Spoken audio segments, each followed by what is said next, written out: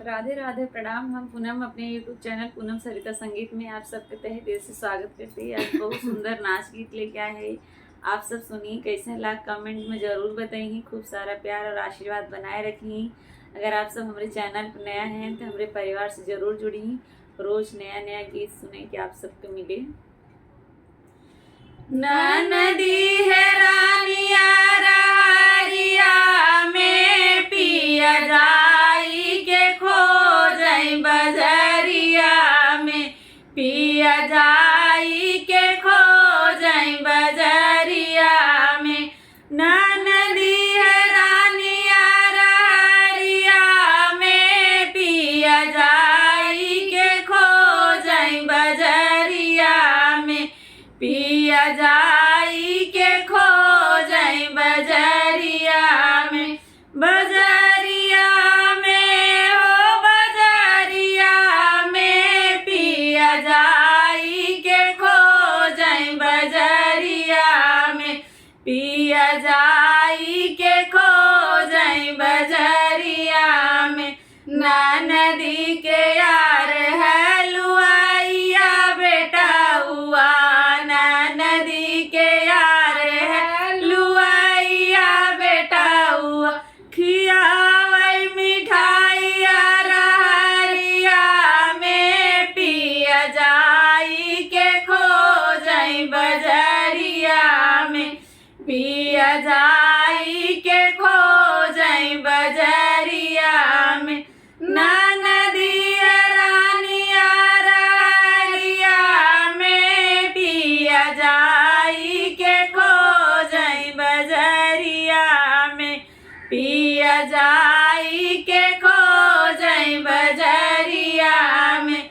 नदी के यार दरजियावा बेटा हुआ, नदी के यार दरजियावा बेटा हुआ। चोली पहिनावया रहरिया में पिया जाई के खो जाई बजरिया में, पिया जाई के खो जाई बजरिया में। नदी है रानिया रहरिया में पिया जाई के खो जाई बजरिया में, पिया जाई के खो जाई बजरिया में। नदी के यार हुआ सोनरा बेटा हुआ, नदी के यार हुआ सोनरा बेटा हुआ।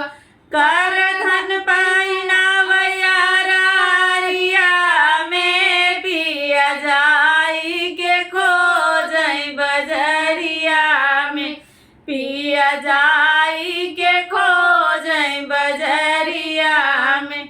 नदी रानिया रहरिया में पिया जाई के खो जाई बजरिया में, पिया जाई के खो जाई बजरिया में। नदी के यार है बाजा जा बेटा हुआ, नदी के यार है बाजा जा बेटा हुआ। चुनरी ओढ़ावया रहरिया में पिया जाई के खो जाई बजरिया में, पिया जाई के खो जाई बजरिया में। नदी रानिया रहरिया में पिया जाई के खो जाई बजरिया में, पिया जाई के खो जाई बजरिया में। बाजार मेरी जाता ही हैरान आ रहरी वहीं तो कैसे पता पावे के उनके भैया ही बतावे।